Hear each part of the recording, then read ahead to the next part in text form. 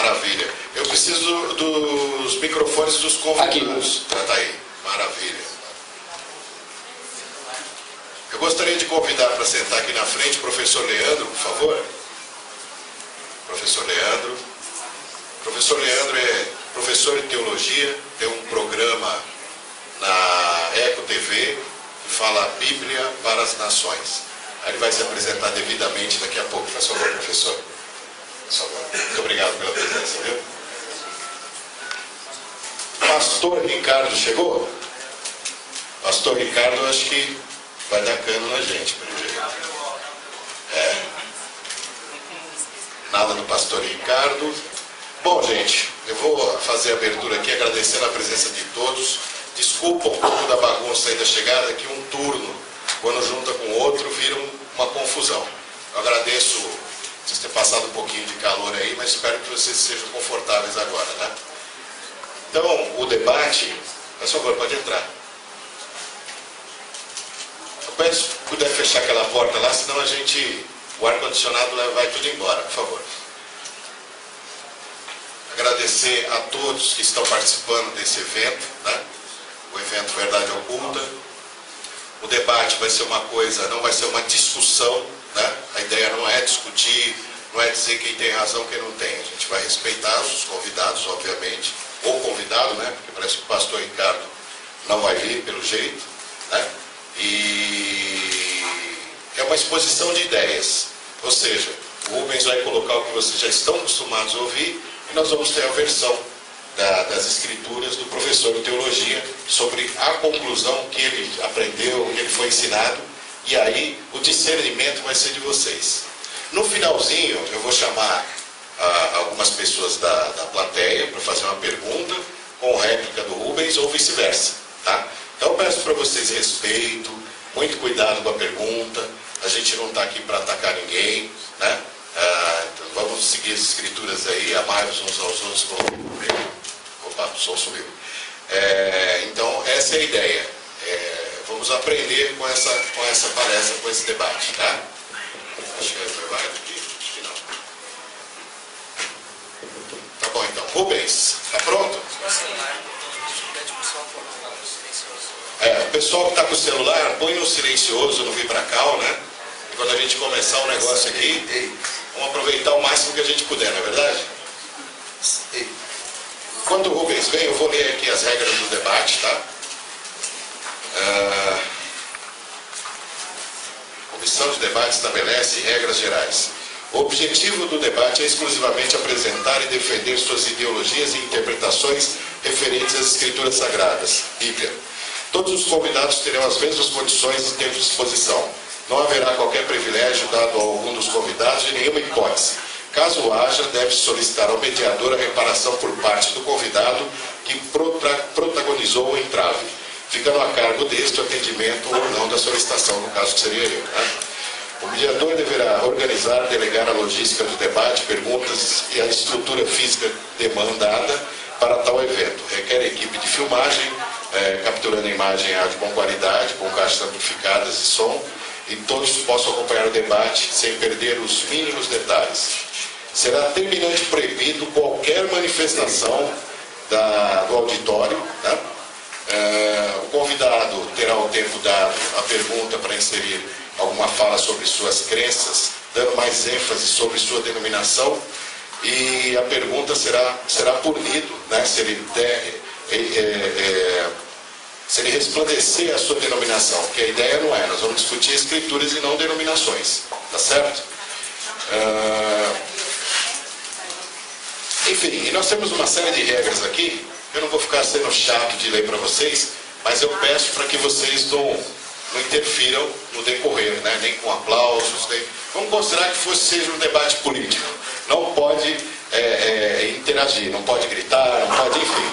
O importante é a gente prestar atenção na resposta do nosso querido Rubens e do nosso querido convidado e amado professor Leandro. Tá bom?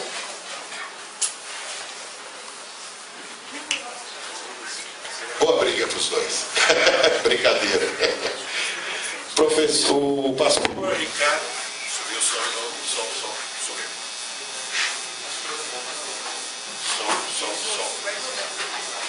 subir o som. Aqui também subiu.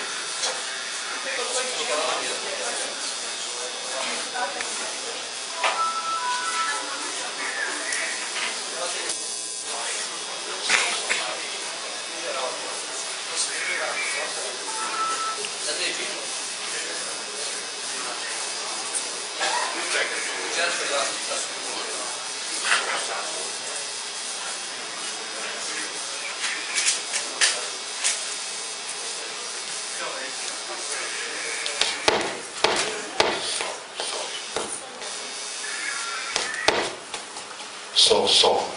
Voltou. Maravilha, obrigado.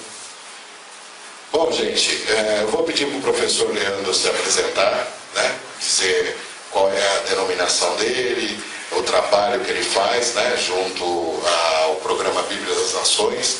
Uma breve apresentação, por favor. Professor, se apresente, por favor. Seja bem-vindo. Pode pegar. Desce aí, ver se está tudo em ordem. Ok. Eu quero cumprimentar a todos com boa tarde. Meu nome é Leandro Fernandes de Souza, tenho uma esposa que está aí, Simone. Dá um tchau, Simone. Simone, tem um amigo nosso, Everton, meu amigo, está aí com sua esposa André. Dá um tchauzinho aí, Everton. E é um prazer estar aqui com os irmãos. Quero dizer, sem demagogia, é um prazer estar aqui. Agradecer o Silvio pelo convite, pelo lembrete, muito obrigado. Agradecer o Rubens também, já conheci mais dele, já tinha ouvido falar dele quando o Silvio me ligou, mas depois despertou a curiosidade e conheci pela internet. Deus abençoe. Inclusive ele nasceu lá mesmo, Rubens, em Nova Iguaçu? Eu nasci em Ipanema, Minas. Ah, tá legal. Ele mora em Nova Iguaçu. Eu tenho família materna lá em Nova Iguaçu. Conheço lá um pouco. Eu sou formado em teologia. Eu não digo que eu sou formado, porque a teologia para mim não tem fim, né? Estudei uma etapa da teologia, continuo estudando, e também na área de filosofia. Tento ganhar a vida como professor de teologia. Eu digo que eu sou um aluno privilegiado, porque o professor é o que mais aprende. Eles aprendem só comigo, eu aprendo com um montão de alunos. Então eu sou privilegiado. Eu sou um aluno privilegiado de teologia, também de filosofia, licenciatura. Congrego na igreja Assembleia de Deus. A Assembleia de Deus é dividida em alguns campos. Eu faço parte do campo de Mauá. Moro em Santo André, porém congrego no campo de Mauá. A Assembleia de Deus tem alguns costumes, dentro desses costumes tem alguns cargos. Eu exerço o cargo de evangelista na igreja, trabalho na área do ensino na igreja, e também nós temos um programa na rede RTV, programa Bíblia para as Nações, das 4 às 5 horas da tarde aos domingos. Silvio, estou satisfeito com ele. Legal, muito obrigado pela presença. Vocês acham que é necessária a apresentação do Rubens? Não? Rubens, por favor, então, se apresente ao público. É um prazer estar aqui com os irmãos, com os amados, né? E aos que chegaram agora à tarde, que ainda não cumprimentei, eu cumprimento aí com boa tarde. Na verdade, eu sou o quê? Um radialista, né? Vamos dizer assim, porque essa é a minha profissão. Eu trabalhei no rádio de 81 a 2008, fazendo todo tipo de programação, mas de 97 para cá foi especificamente futebol, né? Narrando futebol, tanto que eu já fiz várias transmissões de São Paulo, às vezes aqui e às vezes no AFTUB, né? AFTUB é você liga a televisão, aí dá um nome bonito para ninguém saber, né? E assiste pela TV e diz que está no estádio. Então já estive aqui algumas vezes de verdade, e depois quando a situação da emissora aperta, a gente faz pela televisão dizendo que está no local. Mas o certo é que eu estive várias vezes narrando futebol em todo lugar do Brasil. Então a minha especialidade profissional sempre foi rádio, fazendo a comunicação de rádio. No rádio foi que eu comecei a conhecer essas manipulações, né, que a mídia promove, que a mídia, vamos dizer assim, amplifica, né, porque a manipulação é feita pelo sistema, mas a mídia é que transforma a bombinha de São João numa bomba atômica, o estalinho de São João em bomba atômica. Então, a partir daí, eu preso ao rádio, poderia falar apenas o que convinha à emissora. Mas quando foi em 2008, que eu comecei a perceber que as coisas estavam caminhando de forma muito séria para o final, e eu decidi tomar uma posição. E aí passei a falar o que eu sabia, não mais na rádio, que lá eles não deixam, né? Mas pela internet, que é uma via de mão dupla.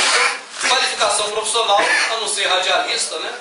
E não jornalista. Jornalista faz faculdade, radialista entra pela janela, radialista começa a fazer rádio, depois vira profissional. Pelo menos era assim na minha época, né?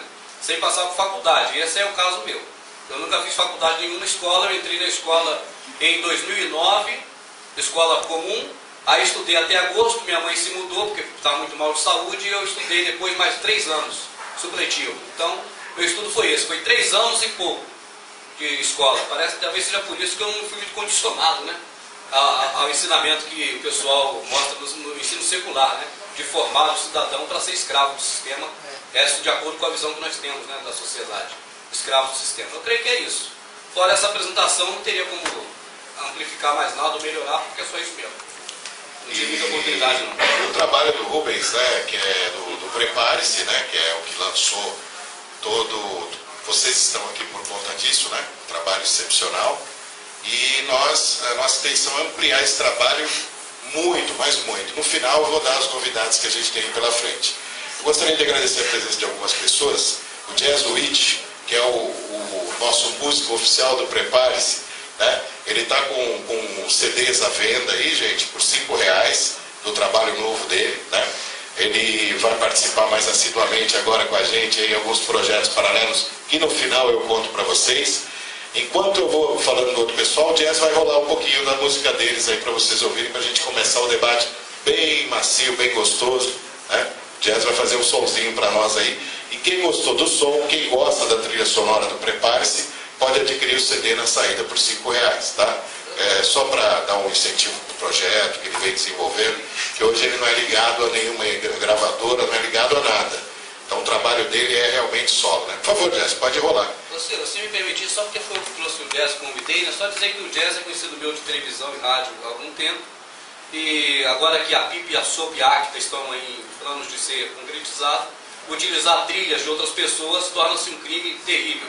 E aí o Jazz foi quem me presenteou. Então eu vou fazer umas trilhas minhas que ninguém vai poder dizer que pegou de alguém. Aí eu tenho usado essas trilhas nos DVDs. Quem acompanhou do penúltimo para cá já viu as vezes. Então, para mim, é verdade, convidar o Jazz para Pode soltar, Jazz, pode soltar. Vai soltando aí enquanto eu vou falando baixinho aqui.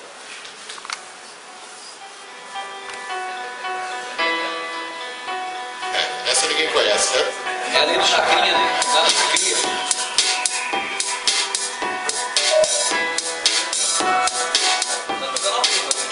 Ao vivo.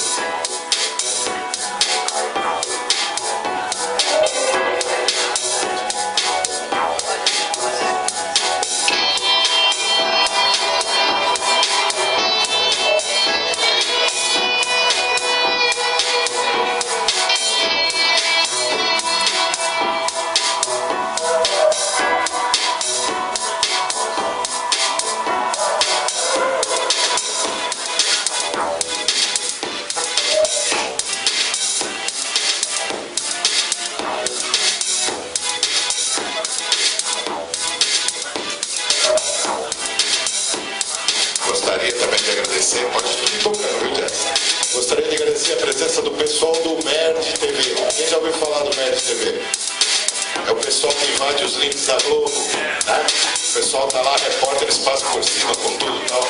Tá ali o Rodolfo, o careca doido, né? É o anti-Illuminati de carteirinha. Tá aqui o Gorco, o dinossauro, levanta, Gorco. Gorco, dinossauro. E tá aqui o Mike Nuclear com a camiseta do Illuminati e tal. Tá aí. Estão cuidando de toda a filmagem que vai estar disponível depois do debate, amanhã ou depois de amanhã, na internet gratuitamente, para todo mundo rever, tá? Para vocês assistirem. Essa turma aqui do MERD TV, a gente está trabalhando para fazer um documentário, um curta, a respeito dos Illuminati. Vai ser a narração, né, do Rubens, eu vou estar lá como Illuminati, mais um monte de ator, e a gente vai fazer uma situação bem engraçada, satirizando, mas mostrando a realidade do Illuminati. O diretor, que é o Mike, da Fronteira Filmes, o careca doido Salazar será o assassino dos Illuminatis, o Gorgo vai ser um telepata, né, que também investiga os Illuminatis. Então vai ser uma coisa bem engraçada e ao mesmo tempo nós vamos passar a mensagem para o público jovem, aquele público que não sabe como funciona, e através talvez dessa mídia funcione. Trilha sonora com jazz, vai ser bem legal, né? Então a gente vai ter vários atores convidados, e mais pra frente eu vou falar disso para vocês com mais calma, através do Verdade Oculta ou através do meu canal, tá? Bom, gente, agora vamos pro lado sério. Obrigado, viu, Jazz? Então quem quiser um CDzinho do Jazz no final, R$5, tá? Para colaborar com o Jazz aí, com o projeto, que ele está totalmente dedicado aí ao projeto Verdade Oculta, tá bom? Bom, só relembrar aqui, toda pergunta que for feita aqui, como nós estamos com 2 convidados, que é o Rubens e o Leandro, a gente pode fazer a réplica e a tréplica. Se a gente estivesse com 3, eu diminuiria esse tempo. Então eu vou fazer o seguinte, quando eu fizer a pergunta para o professor Leandro, ele tem 5 minutos para responder. O Rubens vai ter direito à réplica. E você automaticamente faz a tréplica se quiser. Tá? Eu faço a pergunta para o Rubens e assim sucessivamente. Ele vai ter direito à réplica de 3 e a tréplica de 3, se quiser. Tá bom? No finalzinho eu vou envolver vocês nas perguntas. No finalzinho, tá? Eu ia fazer o papelzinho para escrever, mas ia virar uma bagunça e ia tomar tempo. Então eu chamo quem tiver uma pergunta inteligente para fazer, né? Se eu fazer a pergunta que a gente já sabe qual é a resposta, não tem sentido.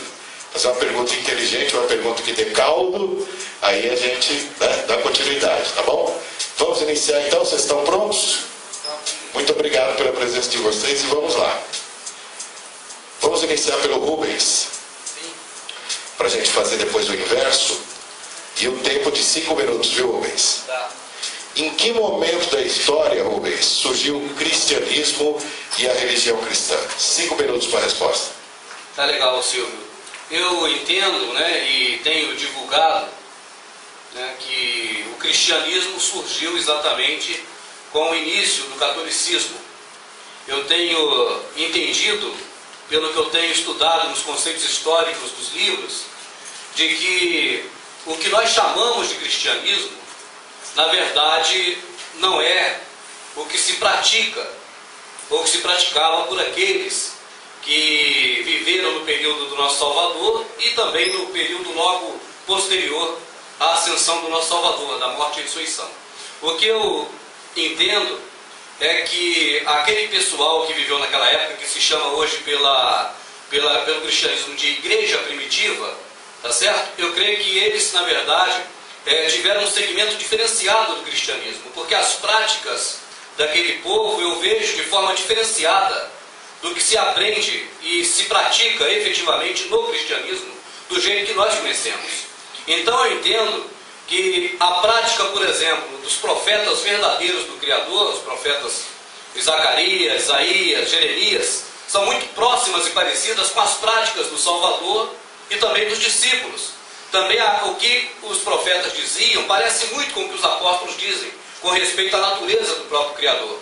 Tá certo? Mas eu não vejo hoje o formato do cristianismo parecido com o formato nem dos profetas da velha aliança e nem dos discípulos da nova aliança. Depois, se houver oportunidade, quiser que eu explique por quê, eu posso dizer por quê. Mas de início, o que eu digo é que esse cristianismo que nós vemos hoje, esse formato, ele foi concebido pós-Constantino.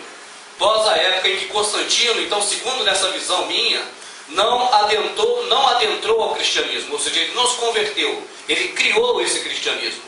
Ou seja, quando nós falamos que somos cristãos, nós queremos dizer que somos seguidores do Salvador, mas na verdade estamos sendo seguidores do Cristo, criado por Constantino. Essa é a minha visão quanto ao momento da criação do cristianismo. Ou seja, o cristianismo para mim surgiu juntamente com o Constantino, imperador romano, que sucedeu lá o Diocleciano, né, se eu não me engano, e que antecedeu os papas da Igreja Católica. Foi um período bem próximo desse. Essa é a minha visão quanto ao cristianismo. Eu não sei se tem mais algum minuto, eu estou correndo muito por causa do tempo.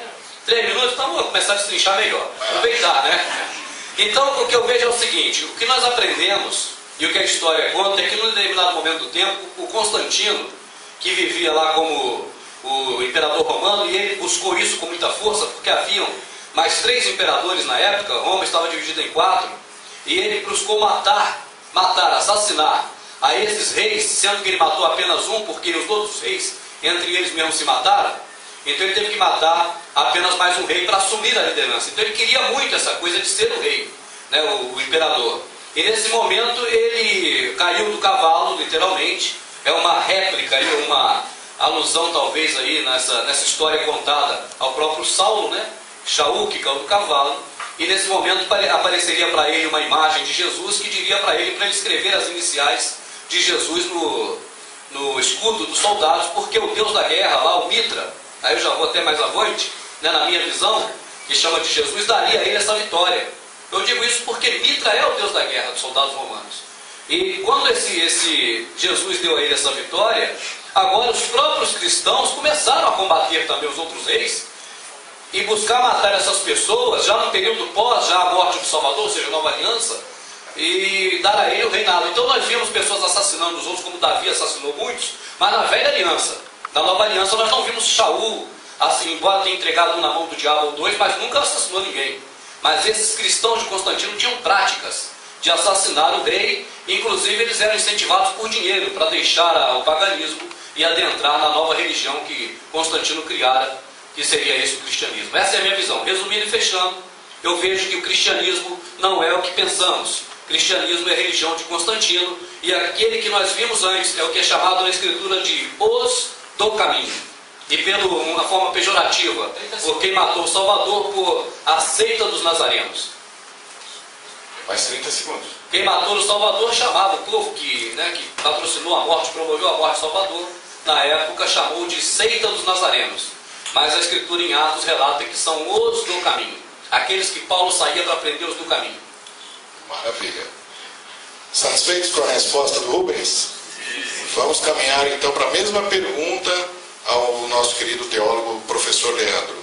Em que momento da história surgiu o cristianismo e a religião cristã? Por favor, professor. Olha, Silvio, eu sou muito demorado para isso. Eu sou devagar igual tartaruga.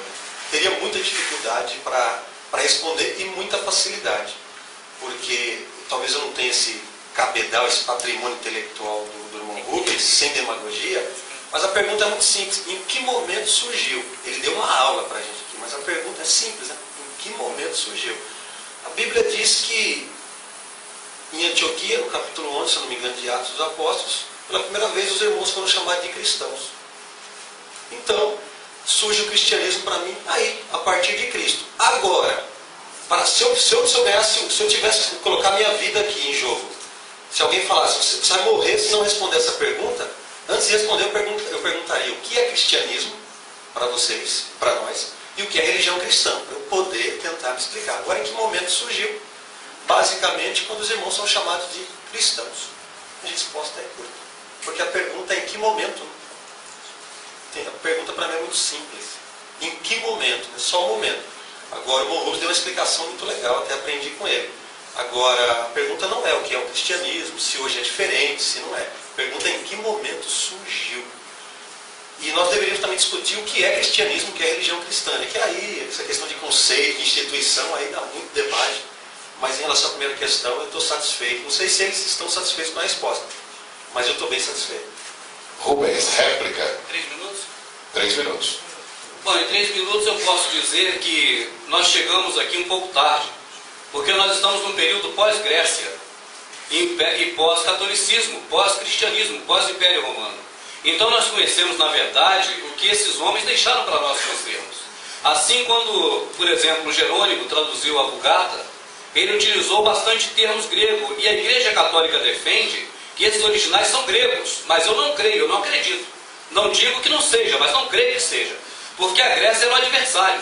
Jeremias chegou a dizer que a herança foi vendida aos gregos. Então eu não vejo o grego com bons olhos, não digo a nação hoje, mas eu digo a nação grega, o grego da mitologia grega, de Zeus, de Apolo, de Mercúrio, de Marte, de Lua, de tudo que está aí hoje, que a gente conhece, é vindo do grego.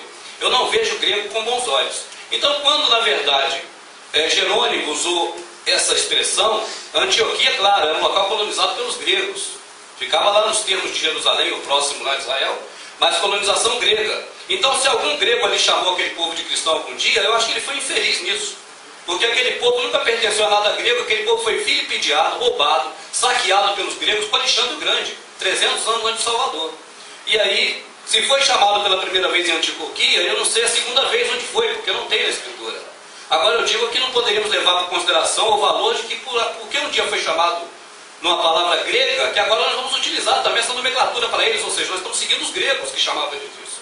E outra coisa a se questionar é que Jerônimo pegou essa palavra e adicionou essa palavra na Bíblia, ao meu ver. Eu não posso dizer que não estava no original, porque eu não tenho provas, mas eu imagino que talvez não esteja, porque eu sei que eu estou enganado por esses caras de muita coisa. Então eu imagino que Jerônimo, ao traduzir a Vulgata, ele colocou essa belíssima palavra grega, que foram chamados de cristão. Entende? Pode ser. Mas eu creio que é isso aí. Réplica, professor Leandro. Em Atos, Réplica. Tréplica. Não, réplica porque a tréplica vem depois. Entendi. Atos capítulo 11, versículo 26. Em Antioquia foram discípulos pela primeira vez chamados cristãos. Em relação ao que o irmão Rubens disse, que nós não devemos considerar essa fala, essa nomenclatura, porque veio dos gregos, Paulo diz assim no 3,28 de Gálatas: nisto não há judeu nem grego, não há servo nem livre, não há macho nem fêmea, porque todos vós sois um em Cristo Jesus. E Pedro também diz lá em Atos 10,34, se eu não me engano, que Deus não faz acepção de pessoas. Então o fato de considerar isso ou aquilo, eu não posso ter como base a fonte, que as pessoas são todas iguais. Agora eu gostei muito do que o irmão Rubens falou, quero me ater a isso, quando ele disse, a meu ver, na minha opinião. Então é a opinião dele. Ele acredita que no original, Jerônimo, mas como Jerônimo não está aqui para dizer a opinião dele, eu respeito, mas posso pensar diferente. Porque eu penso que um palestrante desse naipe dizer, a meu ver, eu penso que, isso é muita humildade. Quem sou eu para ir contra? Então, a meu ver, penso diferente dele, penso diferente. Talvez Jerônimo não tenha colocado isso. Ou talvez Jerônimo viria aqui e falaria para a gente diferente do Rubens, mas estaria mentindo para nós. Então, como não tem como saber, então o irmão Rubens não aceita essa nomenclatura, mas eu não vejo problema nenhum. Até mesmo porque acho que o debate vai se dar em cima disso. Nós somos salvos pela graça e Deus não está preocupado com essas coisas pequenas, nomenclatura. O Jesus, aliás, eu vou falar Jesus, né? Porque depois talvez a gente chegue nesse termo, mas a salvação se dá pela graça. Eu não estou debaixo da lei, então não posso estar preso à nomenclatura. Eu, quando vou dar palestra num lugar que o pessoal cumprimenta com boa noite, eu falo boa noite. Quando é paz de Deus, é paz de Deus. O irmão Silvio, eu cumprimento ele na paz do Criador. Para mim, tanto faz como tanto fez. Porque Deus não está preocupado com nomenclatura. Depois a gente fala mais sobre isso. Ok, tréplica, Rubens. Réplica. A questão... 3 minutos. 3 minutos. Eu vejo a questão da acepção de pessoa com relação à salvação e amor, né? O Criador não faz acepção de pessoas com relação ao amor. Ele salva as pessoas por amor, uma dádiva não merecida, né? A graça. Tanto que não é pelas obras que somos justificados, mas pela fé segundo Abraão, porque se Abraão mereceu receber benevolência de alguém, que seja dos homens, não do Criador, porque senão seria apenas um justo pagamento pelo serviço feito, como diz Shaul aos romanos. Assim eu vejo essa acepção de pessoas apenas no campo de amar. Amar a todos como se fosse o próximo, né? Sem ver se é negro, branco, de uma nação ou outra. Agora, não há dúvida, houve a invasão da Grécia lá. Houve um domínio mundial da Grécia em forma terrível, assassinando as pessoas, roubando o que era deles, chamavam os que morriam de mártires e chamavam os roubos de despojos, uma forma carinhosa de tentar suavizar o que é áspero. E nós vemos depois o mesmo processo com Roma. Então eu digo o seguinte, olha, a minha cultura espiritual vem dos hebreus. Eu não vi o Salvador chamando romano nem grego para nada. Tá certo? Assim, de missão. O que eu vi foi eles usurpando o que não era deles. Então, por isso eu fico com o que são os hebreus, os do caminho, se for dar uma nomenclatura. Mas, principalmente, os que seguiam, os crentes, os que seguem a verdade, os remanescentes, qualquer outro título, menos cristão, porque eu entendo que cristão veio do grego-romano, a palavra é grega, veio dos gregos, dos romanos, e chegou até mim por esses que roubaram o direito de falar das coisas do Criador, conceituagente e vulgar. Porque para mim era para estar nos hebreus, com a linguagem hebreia que foi dada pelo Criador desde a origem, desde Moisés que escreveu os primeiros. Ok, tréplica, irmão Leandro. Eu penso que nós não aceitarmos tudo de um povo e aceitarmos tudo de outro povo, acho que isso é perigoso. Os mesmos judeus que nos deram muitas coisas boas, eles, o termo bem pobre, mas eles pisaram muito na bola. Muitos judeus pisaram muito na bola. Que Deus teve de trabalho com esse povo no Velho Testamento. Aí no Novo Deus mostra pra gente que Ele não faz acepção de pessoas, que também não daria para fazer. Porque não tem ninguém melhor do que ninguém. A Bíblia diz que o Criador olhou para a terra e não achou um justo sequer. Então aceitar tudo de um povo e rejeitar tudo do outro, isso é imparcialidade. Uma vez um rapaz que usou droga, eu era garoto frequentava bar. O rapaz usou droga e me aconselhou para eu não usar droga. Porque ele usa, o conselho dele não presta, o conselho dele me vale até hoje. Mas o que ele fazia, eu não queria fazer. Então, Jesus disse numa certa feita, Jesus disse, eu chamo de Jesus, depois a gente pode tentar explicar isso, mas não é interessante o termo agora, mas ele disse numa certa feita que os discípulos poderiam fazer tudo que os fariseus faziam. Aliás, tudo o que eles falavam, mas não o que eles faziam. Não é porque eu vivo uma vida errada em algum sentido que meu conselho não vai servir para você. Então, desprezar tudo que um povo fala e aceitar tudo que o outro povo fala é perigoso. Nós devemos buscar a verdade, independe da fonte. Nós devemos buscar a verdade, porque Paulo disse, nada podemos contra a verdade, senão pela verdade. Ele não falou da fonte, ele falou da verdade. Jesus disse, eu vim desse povo ou daquele? Não, ele disse, eu sou a verdade. Então, independe da fonte, eu penso que nós devemos buscar a verdade. Satisfeitos com a resposta? Vamos agora então para a segunda pergunta. Depois eu vou diminuir a réplica, para que não fique muito longo, para a gente conseguir ler todas. Ainda tem a pergunta do público no fim. É que eu vou sortear aleatoriamente aí alguém e fazer uma pergunta inteligente. Professor Leandro, qual a religião de Jesus? 5 minutos para a resposta. Eu penso que é muito complexa também, ao mesmo tempo pode ser simples. Eu penso que a religião de Jesus, deveríamos... eu precisaria saber o que é religião, né? A gente precisava saber para eu tentar explicar. A religião, essa palavra tomou um sentido pejorativo. Então, quando a gente fala em religião, todo mundo torce o nariz. Mas se nós formos buscar na raiz da palavra, religar, etc., eu até me arrisco para dizer que religião tem um sentido muito importante, interessante e maravilhoso. Porém, com o passar do tempo, as palavras vão se perdendo. Hoje tomou... Alguém pergunta para mim, você é religioso? Eu tenho medo de responder. E tomar um tiro, porque o negócio está perigoso. Mas, a religião de Jesus, qual era a religião de Jesus? No melhor sentido possível, o amor. Eu acho que as escrituras se resumem em João 3,16. Porque Deus amou o mundo, que deu o seu Filho. Para mim era o amor. Estou satisfeito com a resposta, não sei isso. Ok. A mesma pergunta para o irmão Rubens. Qual era a religião de Jesus? Lembrando que eu escolhi as perguntas.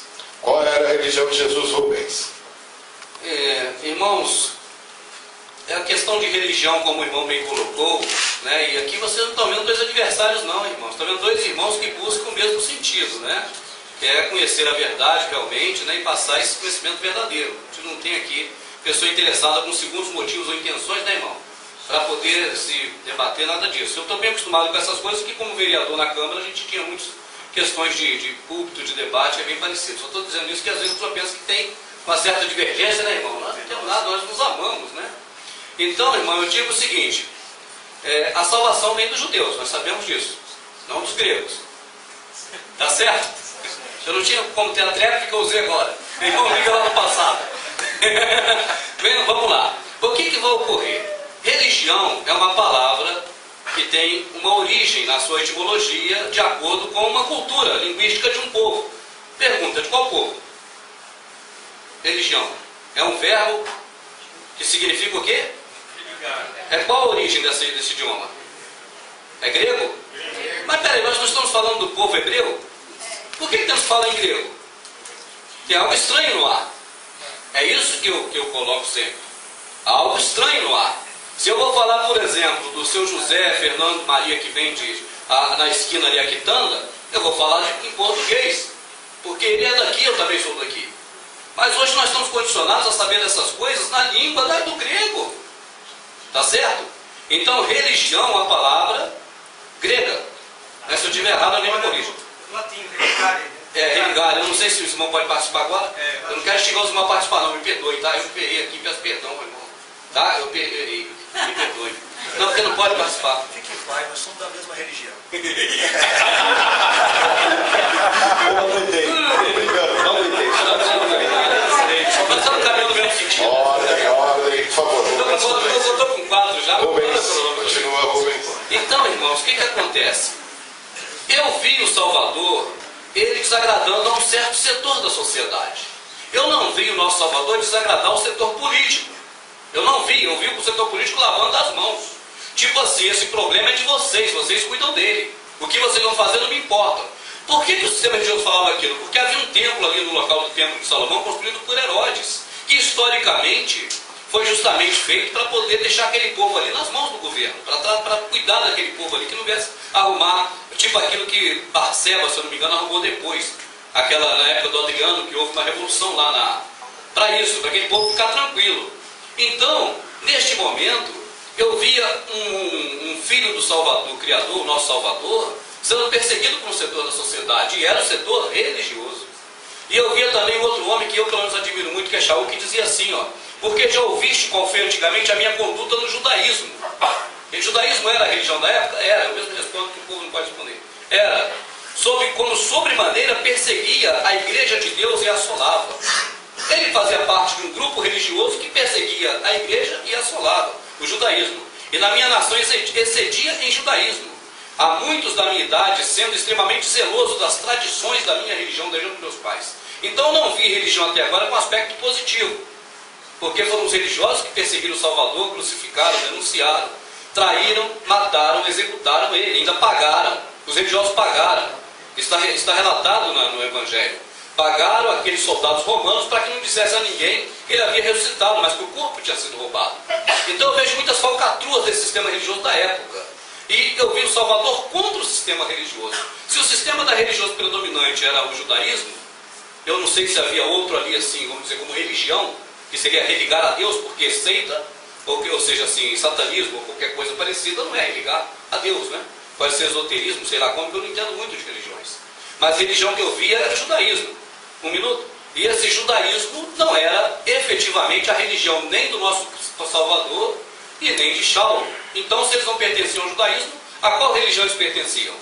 A nenhum clero religioso constituído, com hierarquia, com o que comanda, o que é comandado, o que é submisso, e o que está como passageiro nessa situação que eu coloquei.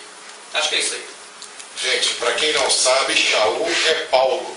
Ah, perdão, tá? Shaul. Shaul é Paulo. Para quem não sabe, até para o nosso irmão Leandro. Né? Então, Shaul é Paulo. Réplica, 3 minutos. Professor Leandro. Concordo com o Rubens no que diz respeito a... Jesus não fazia parte de nenhum sistema religioso. Mas eu também me arrisco a dizer, meu povo, que a palavra pedofilia é horrível, sim ou não? Sim. Mas no original não tem sentido. É aquele que ama a criança, aquele que é amigo da criança. Qual é o mal que tem nisso? Tomou sentido pejorativo hoje. Olhando para a raiz da palavra, não tem problema nenhum para mim usar a palavra religião. Nós podemos até arriscar aqui e falar que Jesus tinha uma religião. O amor. Agora, dentro do que o Rubens falou, eu assino embaixo, se eu puder. Em relação ao sistema religioso, Jesus, de fato, ele foi contra. Em um momento, sistema que coloca a gente dentro de uma caixinha de sapato, dentro de um sistema. Aliás, eu talvez fuja um pouco do assunto, eu vou dizer que não tem como a gente fugir do sistema totalmente. A gente sai do sistema aqui e cai dentro do outro. Enquanto estivermos aqui, estamos num sistema, até um dia que eu acredito que ele enxugará dos nossos lábios toda lágrima. Obrigado. Mas, em se tratando de sistema, Jesus não tinha um sistema a não ser o amor. Obrigado, senhor. Sim. Ok. Tréplica. Rubens, réplica, né? Réplica, perdão. Apenas dizer que eu concordo aqui com o meu amado, né, que é isso aí. Eu creio que não tem muito que se replicar ou triplicar em cima disso, sabe, Silvio? É um fato notório que o nosso Salvador foi morto pelo sistema religioso. Da época, é um fato notório que ele não participava daquele sistema, ele foi contra. Aquele povo o viu como uma ameaça ao reino daquele império que havia naquela época. E aí, nesse contexto em que o nosso Salvador bateu de frente com aquele sistema religioso daquela época, e que aqueles homens queriam vê-lo, né, morto, né, para poder não ter problemas maiores, né, para que não atrapalhasse aquela atividade religiosa que vinha ocorrendo. Então eu não vejo aquilo com bons olhos, eu vejo que foi negativo. Então uma questão que eu coloco aqui, que eu creio que seja interessante, é que eu nunca vi, não estou dizendo que não exista, depois o nosso professor possa dizer, mas eu nunca vi um pastor pregando sobre quem comprou o Salvador. Eu nunca vi, eu tive 16 anos. Eu nunca vi um pastor dizendo assim, olha, vamos pregar hoje sobre quem matou o Salvador e quem comprou. Judas vendeu? Vendeu. Se Judas vendeu, alguém comprou. Comprou. Quem comprou? Sabemos. O sistema religioso, não há dúvida. Pagou 30 moedas de prata. Né? Agora, por que será que o pastor nunca pregou sobre isso? Eu não estou dizendo que nenhum no mundo tenha pregado, eu nunca vi pregar sobre isso. Ou pelo menos deixar isso explícito. Ou seja, parece, ao meu ver, que o sistema protestante, evangélico, o católico, não quer que o povo saiba. É como a televisão que quando cai o satélite ele diz, o que é isso? É um troço estranho, é esquisito, é queimado, tem mosca. De onde veio? Quem botou lá? Porque eles não sabem nada. Do satélite, não é isso que a televisão fala? Então, da mesma forma também, parece que os pastores não querem muito expor isso, não querem trazer isso à tona, para que ninguém pense, raciocine sobre isso. Tréplica, professor Leandro. O irmão Rubens, ele disse no final da fala dele, que ele não pode afirmar que todos os pastores, né, que não tenha tido um no mundo que não tenha pregado, mas no final ele fala os pastores, ele generaliza, mas eu acho que isso é por causa do calor do debate. Nós não podemos generalizar. Eu estudei filosofia numa faculdade católica, e eu vou falar livre de exemplo. Ô Leandro, todo padre é homossexual? Coisa nenhuma. Lógico que não. Todo vendedor de droga usa droga? Coisa nenhuma. Todo homossexual é isso? Coisa nenhuma. Não posso falar tudo, porque eu não conheço todos e não ando com todos, não tem como provar. Então eu digo que, mas a grande maioria dos pastores não prega. Muitos não pregam por falta de conhecimento e muitos com medo, porque para manter o sistema tem que pregar o que o sistema quer, irmão. Então muitos não pregam por medo. E é isso mesmo. Eu digo que um dia vão caçar o meu mandato. Eles vão caçar. Porque quando a gente tiver numa mídia mais forte, a gente vai chegar pesado mesmo e vai falar. E nas minhas aulas eu já tenho falado e tenho tido problema, não sei. Muitos não pregam por falta de conhecimento. Poucos pastores do grande ABC leram a Bíblia toda, segundo os pesquisadores. Poucos pastores leram a Bíblia em português toda. Então por falta de conhecimento. E aqueles que leram, porque são pipoqueiros mesmo, tem um monte. Com medo. Interessante, né, essa colocação. Um minuto só, se pudesse, só para pedir desculpas ao irmão e aos demais, porque realmente eu generalizei, eu tenho que me policiar mais com isso. Bem, você responde a outra pergunta para a gente seguir o... Pensei que era tréplica, perdão. Não, a tréplica já foi. Já foi.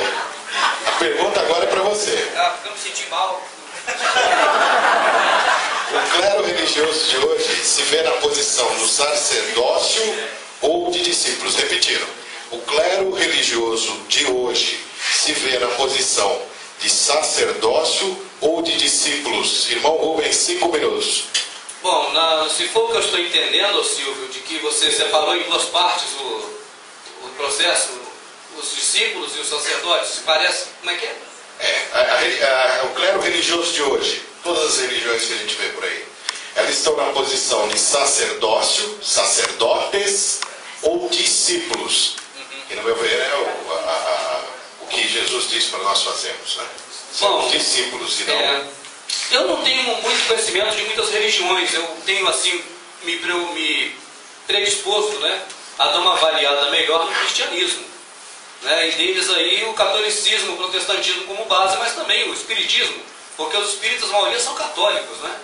Então, nesse meio, você vê algo sacerdotal, tipo o guru, tipo o pajé da tribo, tipo o pai santo, né? Uma coisa que intercede a uma divindade em favor dos outros.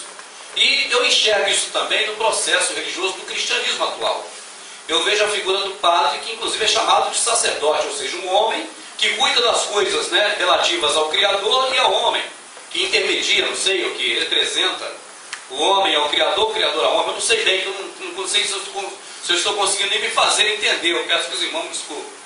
E nós vemos também a questão de que os discípulos começaram, vamos dizer assim, um processo de divulgação da palavra após a morte do Salvador, e que tinha uma característica um pouco diferente, ao meu ver, porque eu não vi esse tipo de domínio em que eles estavam entre o homem e o Criador, mas eu os vi apenas pregando as boas novas, fazendo discípulos, né, para o Criador. Shaul chegou a dizer, Paulo, olha, eu vou para Israel, para Jerusalém, não sei se eu volto, se voltarei a ver o rosto de vocês.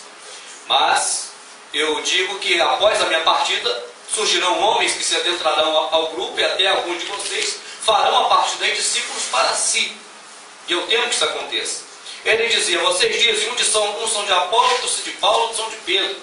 Eu já não batizei ninguém para não levar também nome que os discípulos são meus, alguma coisa parecida, que eu já li isso. Então eu não vi essa questão sacerdotal no meio do pessoal que começou a pregar, vamos dizer, na linguagem que nós conhecemos como igreja primitiva, né? Lá naquele período pós-morte e ressurreição. E eu vejo hoje que esse sistema que está aí hoje, que nós entendemos, né, que nós vemos assim, compreendemos assim, apenas conhecendo, ele se parece ora com um e ora com outro. Ele tem características parecidas com o sacerdotal e também dizem-se discípulos ou como discípulos. Essa pergunta talvez eu não saiba responder. Entende? Se eles representam A ou B, se são segmento de A ou B, eu não sei responder essa, Silvio, porque eu não consegui entender ainda a quem representam. Porque o Salvador foi claro e disse, não sei se foi Shaul ou Paulo, porquanto há só um mediador entre o Criador e o homem, o Salvador, homem. Paulo, escrevendo a Timóteo, foi escrito também, olha, os gentios, os fortes dominam os fracos.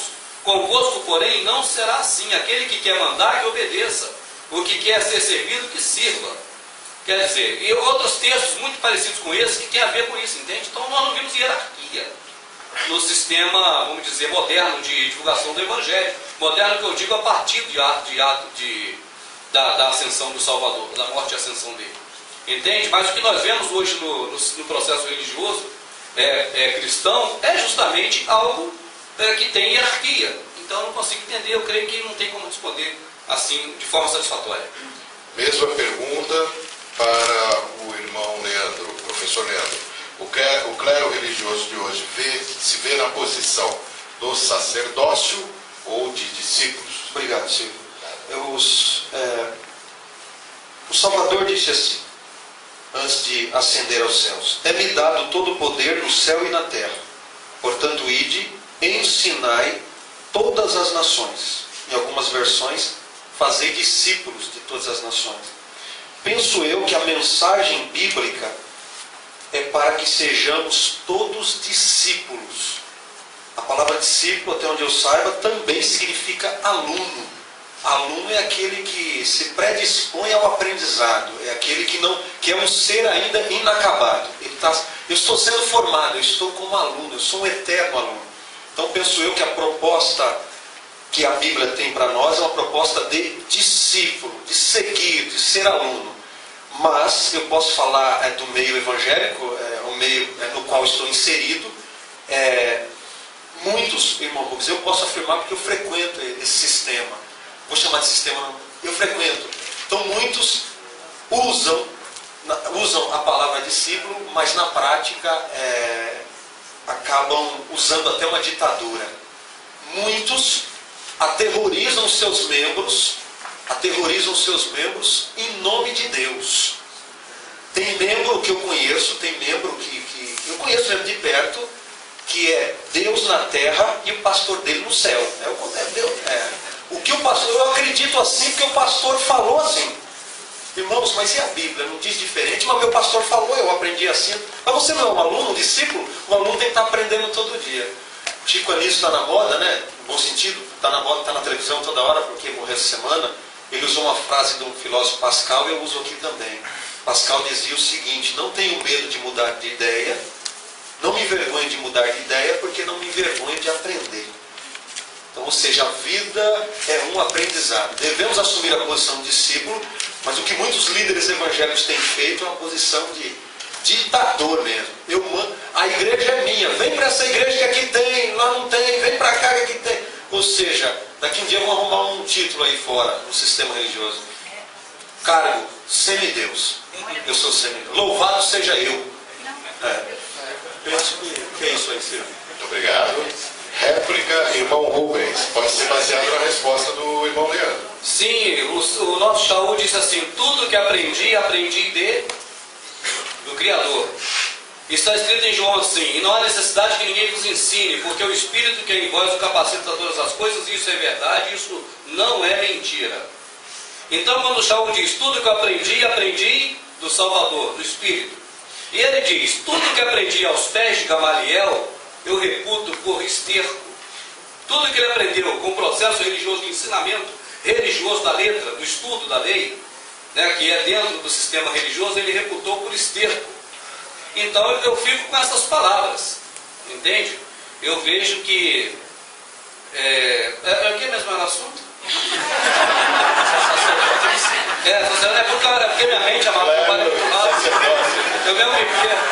Então eu vejo essa questão toda, né, em que nós devemos sim fazer discípulos, mas não ficar ensinando os discípulos, porque Shaul foi muito claro, ele ensinou para nós como fazer. Ele falou, até que tenha plenitude do conhecimento e não seja mais meninos levados na fé por qualquer vento de doutrina. Nós formamos discípulo para quê? Né? Para discipular? Então, quando o Salvador encontrou aquela mulher no poço, que aquela mulher conheceu a verdade, ela falou, agora vejo que é profeta, e saiu pregando. E tantos outros saíram pregando. Se nós sabemos que o Salvador morreu por nós, já é muita coisa, porque muitos não sabem disso efetivamente, e não vivem isso, então que pregue isso. Amanhã, se souber mais um pouquinho, pregue mais um pouquinho. É assim que eu vejo a questão, entende? De que nós devemos pregar, mas não precisar aprender para pregar. Sair pregando o que sabe, já aprendeu hoje. Concordo com o irmão plenamente, nós morremos aprendendo as coisas do mundo. Mas o básico do Criador, se alguém der o pam para nós, o pam a gente completa, porque tem o Espírito. Ou então invalida o Espírito do Criador, que não é esse Espírito que faz outra função hoje. Eu vejo o Espírito hoje que faz muitas funções por aí, mas não aquela que a Escritura descreve ele, de nos convencer do pecado, da justiça e do juízo, de nos trazer ao arrependimento. Então, se eu fizer tudo, me capacitar para tudo, e eu discipular todo mundo a vida toda, para que vai existir o Espírito Santo? Eu deixo ele rodopiando as pessoas no tempo. Porque para poder ensinar, para poder convencer, para poder consolar, não precisa mais dele, eu já fiz tudo. Eu sou o pastor que zelo pelas minhas ovelhas 24 horas. Essa é a minha visão, tem um minuto, sobra aí para o próximo. Não tem não, não é acumulativo não. Não. Então é igual você terminar o Inácio. Terminou? Professor. Legal, o Rubens deixa a gente bem à vontade. Eu concordo com o Rubens nesse ponto. Eu entendo que Jesus, o Salvador, ele ensinou, ele investiu um período da vida dele ensinando. E depois ele deixou esses que aprenderam com ele ensinando outros e assim por diante. João, o apóstolo, escreve algumas cartas, numa delas ele diz, como é que eu posso amar a Deus a quem não vejo, não amando a quem vejo? Então, eu aprendo com você, você aprende comigo, eu aprendo com a minha esposa, ela comigo. Nós somos, no melhor sentido possível, discípulos um dos outros, mas isso sem forçar. O aprendizado, eu sou professor e tenho essa teoria comigo, posso estar equivocado, posso mudar de ideia um dia, mas até então não. O aprendizado, ele se dá, ele é mútuo. Eu não sou aquele professor que eu vou para a lousa, é isso, não. Eu vou lá para aprender com os alunos. Nós aprendemos uns com os outros. Eu discipulo os meus alunos e eles me discipulam. Ou seja, essa relação, quando Jesus diz, ame o teu próximo como a ti mesmo, o amor que há entre nós faz com que nós nos discipulemos no melhor sentido possível, sem forçar. Ok? Sem tréplica? Não, só um detalhe, não creio que seja bem pequeno. Tréplica, 3 minutos. Eu creio que o irmão está bem contextualizado, eu vejo como positiva a resposta do irmão. Eu lembro, porém, que nosso cérebro não é HD. Nosso cérebro é processador, fazendo analogia com o computador. Aquela coisa do sistema de botar informação na nossa cabeça, e depois nós tirarmos essa informação da cabeça, e reproduzirmos essa mesma informação, ou seja, repetirmos, né, o que aprendemos, é algo que o processo de educação dos Rockefeller criou há séculos atrás, que é o que está até hoje aí. Qualquer aluno em escola secular, ele não aprende. Ele toma conhecimento para depois ele informar aos outros. Então, se eu for discipular alguém pelo meu aprendizado de discipulado, eu vou apenas repetir o que eu aprendi. Eu não vou fazer a pessoa pensar. O Salvador perguntava, olha os lírios do campo, olha os passarinhos, não semeiam nem cegam, não sois vós mais importantes. Ele perguntava, o método do Sócrates. Método irônico, pergunta para poder ensinar.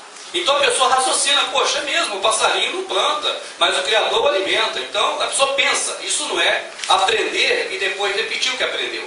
Isso é raciocinar, pensar, tirar suas conclusões. Porque nas questões espirituais, Silvio e irmãos, eu entendo que isso é muito pessoal. Naquele grande dia, nosso joelho vai se dobrar, a língua vai confessar. E não vai ter como eu dizer, me traz aqui meu professor de teologia, meu pastor, meu mestre, para poder falar, porque ele ensinou errado, a culpa é dele. Eu não creio que vai haver essa possibilidade. Então eu vejo como algo muito, muito especial e creio que só o Espírito Santo tem essa capacidade. Agora, o que eu creio que nós devemos fazer é despertar as pessoas, despertar os que dormem, dando a eles uma linha de pensamento, mas não pensando por eles, não repetindo o que eu aprendi para passar para frente esse aprendizado que eu aprendi. Se fosse isso, Paulo teria passado para ele o que aprendeu com Gamaliel, e o mundo seria muito mais fedorento do que é hoje. Bacana. Réplica, professor? Eu penso nessa linha, continuo pensando nessa linha. O amor, quando eu disse que o amor é base para o nosso aprendizado, o amor já traz consigo essa ideia de eu te ensino por amor, sem forçar. Você tem liberdade. A minha esposa, quando eu dou aula, se a minha aula é pobrezinha, eu só dou aula dando um exemplo do cotidiano. Ela faz ovos, ela vende chocolate para ganhar a vida também. E eu estava com um desejo de... Eu não estava com desejo de deixá-la vender chocolate este ano, por causa de outros projetos. Mas eu falei para ela, se você me convencer, eu deixo. Estou aberto para o aprendizado. E ela me convenceu, a gente está precisando de dinheiro, eu vou deixar. Ela me convenceu por causa da dificuldade. Ou seja, eu penso que o discípulo é isso. Você fazer discípulo é você ter como base o amor. O amor, o professor ele não se dá, o professorado não se dá no transmitir informação. Ele se dá no promover edificação. Então, acho que é sem forçar, a gente trocando ideias, a gente aprende. Obrigado, professor. Eu vou agora, daqui para frente, eu vou fazer a réplica apenas, que tem muita pergunta. Eu vi que está sendo bem extenso. Salvo se a coisa ficou, né, o tempo não deu, eles estão terminando antes do tempo, então quer dizer que está dando. Então nós vamos ficar com a réplica, pergunta e réplica. Se for necessário, se nós acharmos que ficou vazio, a gente faz a réplica. Vamos lá. Baseado nas escrituras, para o professor Leandro, baseado nas escrituras, qual o respaldo que ela dá para os líderes religiosos de hoje? Repetir a pergunta. Baseado nas escrituras, na Bíblia, hoje, qual o respaldo que ela dá para os líderes religiosos de hoje? O Papa, o pastor, o apóstolo e por aí vai. Olha, Silvio e colegas, o debate, nosso bate-papo aqui tomou um rumo que eu afirmo a dizer que as escrituras, sendo assim, não dá respaldo nenhum para o religioso, porque se religião tomou esse sentido pejorativo, não dá respaldo nenhum. Se de fato religião é algo que não é bom, não dá respaldo nenhum. Agora, todo trabalho, seja ele qual for, é necessário que haja uma liderança. É necessário que haja uma liderança. Para chegar aqui, o Silvio entrou em contato comigo, conheci pessoalmente ele hoje, há uma liderança aqui esse trabalho. Por isso que eu digo que não dá para fugir do sistema. Um jogo de futebol, numa empresa, é necessário que haja uma liderança. E em Filipenses 1, capítulo 1 de Filipenses, versículo 1, Paulo manda um abraço, uma saudação para os santos, bispos e diáconos. São pessoas que exerciam cargos, mas não é religião. Ali nós não estamos falando de religião que tomou esse sentido pejorativo. Timóteo, capítulo 3, primeira carta de Paulo a Timóteo, capítulo 3, eu coloquei uma colinha aqui, Paulo fala de bispos e diáconos. E Tito, capítulo 1, versículo 5, Paulo coloca a cargo de Tito o estabelecimento de presbíteros, que era o supervisor da época. Era um líder, porque senão vira bagunça, gente. Para entrar no hotel aqui tem que ter uma liderança, senão vira bagunça. Agora, o que estão fazendo, Pedro disse que nós não devemos forçar, maltratar a herança do Senhor. Aí o que estão fazendo é um outro departamento. Eu estou defendendo aqui que é necessário que haja uma liderança para qualquer trabalho. Agora, o que alguns líderes estão fazendo, eu sou totalmente contra os líderes. Agora, o conceito liderança, eu me arrisco a dizer que não há uma reunião no mundo sem que haja um líder. Agora, o que estão fazendo com a liderança, com a igreja do Senhor, aí é um outro departamento.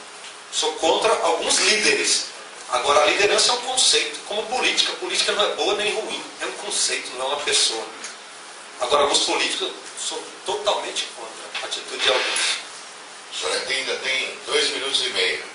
Eu penso que é basicamente isso. Eu citei esses textos bíblicos, se alguém quiser a gente pode ler.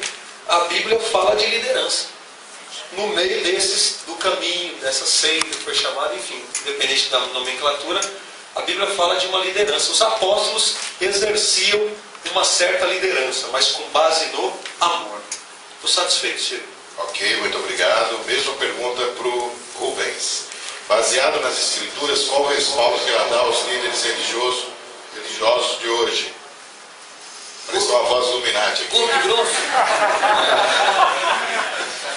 O Silvestre é o mato de pronto, essa é igual ping-pong. Nenhum. Quando o irmão refere-se à carta que Shaul escreveu a Timóteo e a Tito, no qual ele trata de meus filhos na fé, porque eu próprio impus as suas mãos e ele chama a si próprio de presbítero, porque você recebeu pela unção, pela imposição da mão do presbítero, que é ele próprio.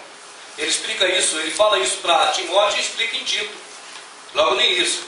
Nesse momento, ele está dando conselho a Timóteo, e é bom saber e entender, amados.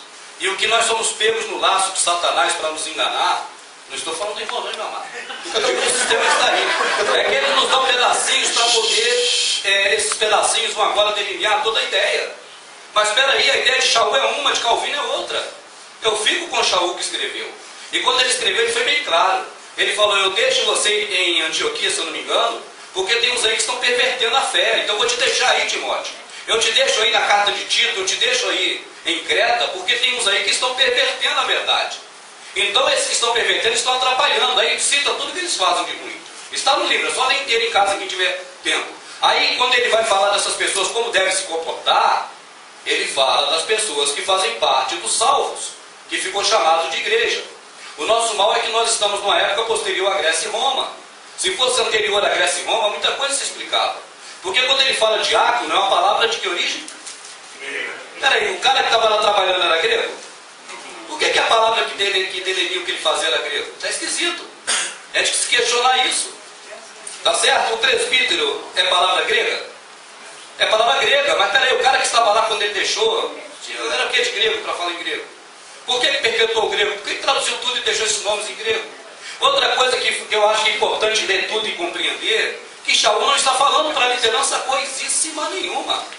Ele fala ali, você mulher, para Timóteo ele fala assim, você mulher fica calada, porque a mulher não pode falar nada. Qual o cargo da mulher? Não, é mulher, não está em grego transliterado, está traduzido para saber que é mulher. E mulher não pode participar de clero religioso dentro do protestantismo e do cristianismo, pelo menos não podia até certo tempo. Daqui um tempo para cá agora parece que eles relaxaram, né? E estão permitindo. Aí você vê quando ele fala, por exemplo, a Tito, da mesma mulher, ele fala, mulheres, as mais velhas ensinai as mais novas. Porque era uma situação que ocorria num local de um jeito e no outro de outro, mas era uma disfunção do organismo. Que algumas pessoas estavam pervertendo aquele povo dali, só ler que vai compreender. Por isso é que ele deixou esses dois, um na Antioquia e outro em Creta. Na carta de Timóteo ele diz, meu filho na fé Timóteo, te deixei na Antioquia por causa dessas coisas que estão ocorrendo aí no seio da igreja. Blasfemado. Nós hoje achamos que igreja é templo, denominação, mas não é povo. É o povo crente, né, que reconheceu a verdade, do caminho. Entende? Então aí vocês fazem o seguinte, as mulheres não sejam faladeiras, não seja dada a muito vinho, tanto que ele manda o próprio outro beber vinho, né? Aí você, Timóteo, bebe vinho, por causa do, não bebe água pura não, por causa do seu estômago. Mas não tem a ver aqui não, só lembrei. Então quando ele fala para o presbítero, qual é a palavra que significa presbítero? Ancião, tá certo? Então ele não usou ancião. Por que ele não usou ancião? Por que não traduziram, deixaram presbítero? Para nós que nascemos depois de Roma, ligarmos ao homem do clero religioso. Mas ele não deu conselho para os presbíteros só, pode ter. Para a mulher, ele falou, jovem, lembre do Criador, não sei o que você é jovem na sua juventude. Mulheres idosas, as viúvas velhas, a viúva nova. Ele relacionou o povo da igreja, só que maldosamente, covardemente, quando foi feita a tradução da Vulgata, eles traduziram o que convinha para o sistema religioso e deixaram transliterada palavras gregas que apontam a nossa mente psicologicamente, subliminarmente, para o clero religioso que, como diria Quevedo, não existe. Isso eu vou defendendo. Réplica, professor Leandro. O irmão Rubens, eu penso que a gente deve parar de ler a Bíblia em português, falar em português, porque ele pega muito na questão da língua. negócio de grego e tal. Então a Bíblia em português acho que a gente deveria jogar fora a partir de hoje, todas. Não penso assim. A Bíblia diz lá em Apocalipse que num dia nós seremos reunidos, todo povo, toda língua, toda tribo e nação. Então Deus não se limita à língua. O judeu não é melhor do que ninguém, porque Deus se revelou ao judeu coisa nenhuma. Deus, quando chamou Abraão, disse: em ti serão benditas todas as famílias da terra. Isso se cumpriu em Jesus. Não é porque chamou Abraão, tem pregador protestante que prega que Abraão era o xodó, que o povo de Judá era melhor coisa nenhuma. A partir desse povo, Deus abençoaria todas as famílias que querem ser abençoadas. Então ninguém é melhor do que ninguém, nós somos todos iguais. Agora, eu não tenho muito problema com isso não. Assim, de presbítero, é verdade, presbítero. Na verdade, a Bíblia fala até de presbítera, já que é para falar, então, até presbítera a Bíblia fala, que é a mulher mais velha. O ancião, a anciã. O presbítero é o ancião. Então a Bíblia fala quando alguém fala, a Bíblia fala de presbítera, fala, porque significa anciã. Diácono é servo. Mateus 20, 28, o Salvador disse: eu não vim para ser servido, vim para servir. A palavra grega que está ali é diaconia, é serviço, é ser garçom, é estar a serviço de alguém. Então, se é presbítero, se é evangelista, não importa. Ele continua afirmando que para que todo o trabalho aconteça, é necessário que haja uma liderança. Agora, se essa liderança se corrompeu, é problema da liderança que se corrompeu. Agora, a ideia, a liderança, quando no capítulo 15 acontece uma discussão entre os apóstolos, judaizantes, etc., levam lá para a liderança de Jerusalém, para que a liderança desse uma palavra, Pedro, Tiago e etc. Ou seja, então a liderança em si é um conceito, não tem problema nenhum. Agora, o que fazem com a liderança, aí o problema é de cada um. Réplica, irmão Rubens. Tem direito? Tem. Ah, tá certo. Não, tem direito. eu fiz a pergunta para ele, depois para você. Volta a réplica de 3 minutos agora e depois 3 minutos. Está organizadinho, parece um clero. Não é o... Saul falou assim: quando o Salvador revelou-se a mim no caminho de Damasco, que eu me converti, eu não voltei a Jerusalém para perguntar o que ia fazer. Mas eu saí pregando aqui, ali e acolá. Está em Atos, logo no começo, eu não lembro onde. Não sei se eu estou enganado, não conhece, né? Que ele fala: eu não fui consultar ninguém em Jerusalém, eu saí pregando. Ele não respeitou essa hierarquia. Tanto que Pedro era mais antigo que ele, mas ele falou na cara de Pedro: olha. Gálatas 2 ele fala. Tá certo, irmão? Não falou? Eu não saí daqui e dali para poder perguntar se deveria ir, para alguém me enviar para me ser missionário. Embora ele foi enviado uma vez, sim, verdade, junto com o outro. Por quê? Porque esse sistema religioso que estava lá atrapalhou. Os caras estavam falando coisa contrária a ele, falando: olha, o Pedro é discípulo, é apóstolo, mas Saul apareceu agora, não dá ouvido eles. Então agora, por causa desse incidente, teve que mandar uma testemunha. Então foi enviado ele com mais um, que depois teve briga, porque o Pedro conseguiu desviar a atenção lá do Timóteo, se eu não me engano, de Barnabé, mas houve isso. Agora, só resumindo, Saul, o Paulo, né, que eu creio que nós devemos nos inspirar nele, que ele mandou ser de meus imitadores, ele não saiu para poder respeitar liderança nenhuma. Também não desrespeitou, embora na cara de Pedro falou: Pedro, você participa das coisas dos gentios e agora fica regulando o gentio para participar das coisas dos judeus? Tanto que eu concordo com o irmão plenamente. Eu não absolvo judeu em nada, principalmente sionista. Entende? Eu sou do mesmo pensamento. Se o mundo está assim hoje, é culpa de quem? Judeus, sionistas judeus. Entende?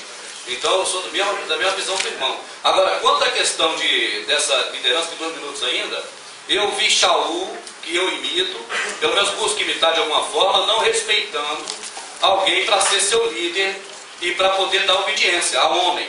Eu não vejo isso. Inclusive que eu gosto muito da passagem de Efésios, né? Em Atos capítulo 15 tem sobre o respeito dele levou uma causa para os irmãos decidirem lá em Jerusalém. Mas é só um detalhe. Não, foi aquela causa que ele se deu mal porque ele sofreu uma má influência. O camarada sugeriu a ele que para os judeus não matarem ele agora, que ele tinha que ganhar tempo, que ele introduzisse no templo pessoas para fazer voto, raspar a cabeça, coisas da prática da religião. É aí que ele diz: eu me fiz religioso para os religiosos. Então ele cometeu ali um deslize, vamos dizer assim, ou algo que depois talvez ele não tivesse. Então Paulo errou. Paulo cometeu um deslize. Muitos. Então ele é falível. Claro. Então nem tudo que ele falou a gente pode levar ao pé da letra. Depende. Eu só estou perguntando. Não, depende. Depende. Eu vejo com ressalva. Ordem. Se a gente entrar nessa... Tá legal. Desculpa, que é muito respeito conversar com Paulo é falível demais. Perde a mão, né? Paulo é falível. Não, tudo bem, tem um minuto aqui. Então, só para dizer, irmão, que o Salvador, o Paulo falou, Há um só corpo, um só Espírito, um só Senhor, uma só fé, um só batismo e um só Criador, Pai de todos, que está acima de todos. Um só acima de todos. O irmão citou bem, é me dado todo poder. Poder político não, poder político os caras jogam bomba atômica na cabeça dos outros. É poder espiritual. Acabou o tempo. 3 minutos, réplica, professor, e aí encerra esse assunto. O mesmo Shaul, Paulo, Saulo, que o Rubens cita bastante, ele diz aos Coríntios, o mesmo que não se preocupava com cargo, mesmo que não se preocupava com liderança, e que não respeitava, mas ele também falou que não desrespeitava. Ele diz assim para os Coríntios, não sou eu apóstolo? Não sou eu livre? Não vi Jesus Cristo? O versículo 2, os Coríntios, 1 Coríntios 9, 2. Não sou eu apóstolo para os outros, etc. Então, Paulo pega pesado todos os apóstolos contra a corrupção na liderança. Agora, a liderança é um conceito, gente. É igual política. A política é a arte de governar. Eu posso usar a política para beneficiar minha família, para roubar, para fazer tudo errado. Mas a política não tem culpa. O culpado sou eu.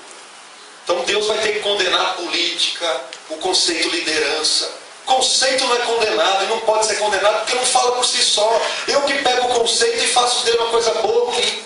Então Paulo não é contra a liderança, Jesus não é contra a liderança. Ninguém é contra a liderança biblicamente falando. É contra a corrupção na liderança. Agora o nome que é dado para essa liderança, esse trabalho aqui tem uma liderança, gente. Que não, senão a gente faz bagunça. Quando eu não tenho uma regra, eu faço, não tem regra, vale tudo. Então para que haja uma ordem, Paulo escreve aos Coríntios, há uma bagunça nos cultos lá, Paulo escreve aos Coríntios e fala, é necessário que haja ordem, Deus não é Deus de confusão, para que todos aprendam. Então na minha casa quem manda sou eu, entrou lá, tem que seguir a minha regra, eu vou na sua casa, se você me der água eu tomo água, se for tubaína é tubaína, quem é o líder da sua casa é você.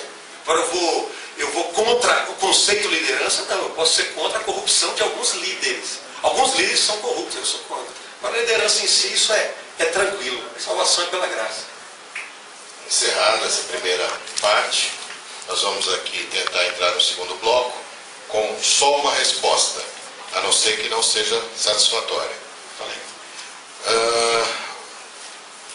O que é dízimo? Muito importante, esse eu vou dar réplica, hein? O que é dízimo e por que ele deve ser praticado e qual o respaldo desse procedimento nas Escrituras? Repetindo a pergunta que vai para o professor Leandro. De novo, Silvio? A outra pergunta primeiro foi para mim. Foi para você? Com certeza. O respaldo da Escritura, depois os então vamos para o Rubens então. Aqui eu marquei errado, então desculpa. Rubens, o que é dízimo e por que ele deve ser praticado e qual o respaldo desse procedimento nas Escrituras? Ô Silvio, eu vou aproveitar um minuto aí que eu tenho 5, dízimo é fácil de falar sobre ele, eu vou gastar um minuto a mais aqui com o passado.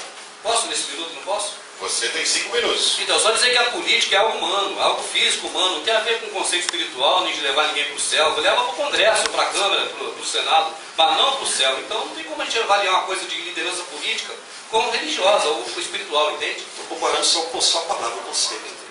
A do Criador ele fala assim, ninguém chama o outro por pai, mas todos chamam de irmão, então não tem essa hierarquia. Ele fala, os gentios, algum governa os outros, convosco, porém não será assim. Todo o poder espiritual foi me dado no céu e na terra, não tem outro homem, não há homem em cima do homem, tanto que está aqui. Há um só Deus, Pai, que está acima de todos. Ele está acima de todos, não tem outro nesse intermediário. Então não tem liderança, entende? Para fazer esse intercâmbio, fechando. Vamos agora para a próxima. Dízimo é o seguinte, é uma palavra na etimologia que quer dizer ceifa. Ensinam para a gente que é 10%. Beleza, parece muito. E virou 10% porque o Aurélio o dicionário vai se adequando. Então o sentido vai mudando. Hoje dízimo é 10%, ninguém tira. Mas na etimologia da palavra, se for procurar, é ceifa. Por isso que fala, dá 10% da ceifa, 10% do dízimo. Não poderia ser 10% se desse 10% e 10%. Trazei 10% do dízimo, a lei de Moisés mandava. O dízimo não é o dinheiro, mas o que ceifava. E 10% era para ser enviado para o órfão, para a viúva, para o visitante, para o levita. E comida, nunca foi dinheiro, eu defendo isso. Dízimo nunca foi dinheiro em tempo algum. Dízimo sempre foi alimento.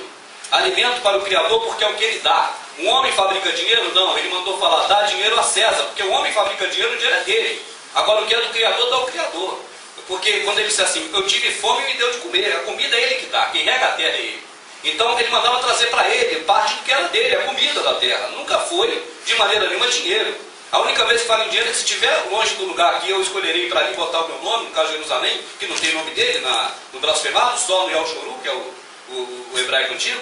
Mas quando ele fala, quando eu escolher um local para botar ali, para fazer habitar ali o meu nome, estiver longe dali, você vende o dízimo, ou seja, vende a sua ceifa lá, a parte que você for dar, que no caso da lei de Moisés é 10%. Ata o dinheiro na sua mão, compra tudo que apraz teu coração, até bebida forte, até cachaça, e come o dízimo na presença do Senhor. Então a única relação que tem com o dinheiro é essa. Eu já vi pastor defendendo que não havia dinheiro. Peraí, no início, lá Abraão comprou escravos por dinheiro, José foi vendido por dinheiro.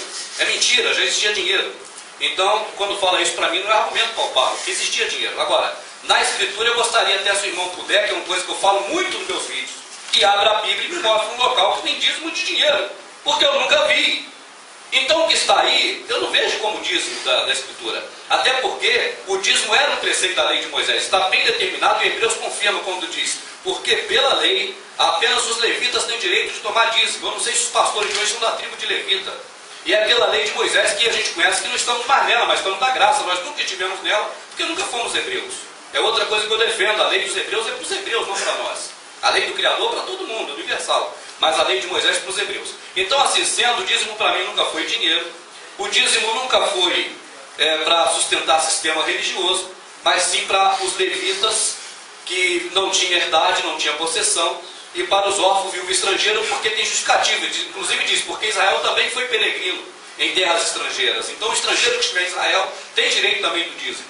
Porque, embora o sistema religioso fale muito mal lá do Egito, mas o Egito sempre acolheu bem esse povo, até o Salvador fugiu para lá e foi bem acolhido. Então eu não vejo o Egito com tão maus olhos assim, né? Mas isso é outro caso, acolheu José, acolheu a família de José, em Gozém, aquela coisa toda. Mas volto a dizer, para mim dízimo nunca foi dinheiro. Se for defender dízimo no Novo Testamento, na parte que está em Mateus, eu defendo que aquilo não é nova aliança, aquilo é velho, é mentira da Bíblia. A Bíblia foi feita para nos levar ao erro, colocar a divisão de Novo e Velho Testamento no lugar errado. Quando o Salvador nasce, não é nova aliança, é velha. Então, quando o Salvador falou aquilo, falou para pessoas que estavam debaixo da velha aliança, que eram judeus e pior, eram fariseus, eram os fariseus hipócritas do sistema religioso que naquela época dava. Os de hoje só querem colher. E o pior, irmão, citou Gálatas 3:10. Todo aquele que pratica um ato da velha aliança, da lei de Moisés, está debaixo de maldição. Porque maldito é todo aquele que não permanece em todas as coisas da lei para praticá-la. Então quem dá dízimo ou recebe dízimo, segundo a Escritura, aí tem respaldo. Está debaixo de maldição. Não que eu diga, mas o que Shaul falou para Gálatas.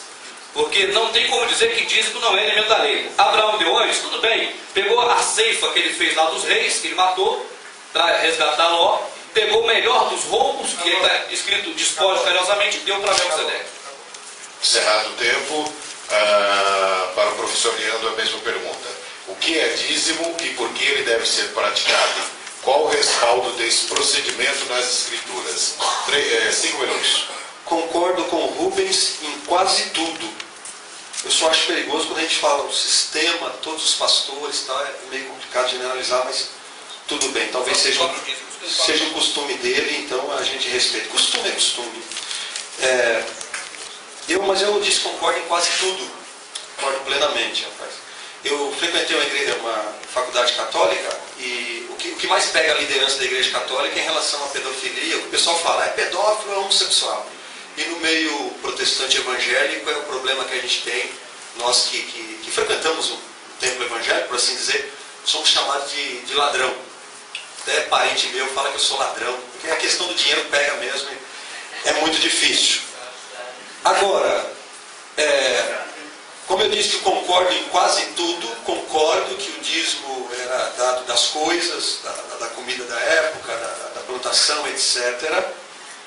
Agora, eu não encontro um versículo bíblico, não tem um versículo bíblico onde nos proíbe de dar o dinheiro para quem quer que seja. Não tem um versículo bíblico proibindo. Então eu tenho liberdade para dar. Então essa conversa de que o pastor obriga a dar dinheiro é mentira. É mentira, porque eu não sou obrigado a dar o meu dinheiro, isso é mentira. Não tem um versículo bíblico. Se alguém pensa diferente, me mostra um versículo bíblico proibindo. Agora, eu conheço o pastor, o Everton, foi professor Marcos Campos, pastor meu amigo, que na igreja dele, na igreja que ele frequenta no templo, é diferente. Lá é diferente, não é como na maioria dos casos, aquela imposição, se você não der, você é ladrão, vai morrer, etc. E tal. Então a gente não pode generalizar.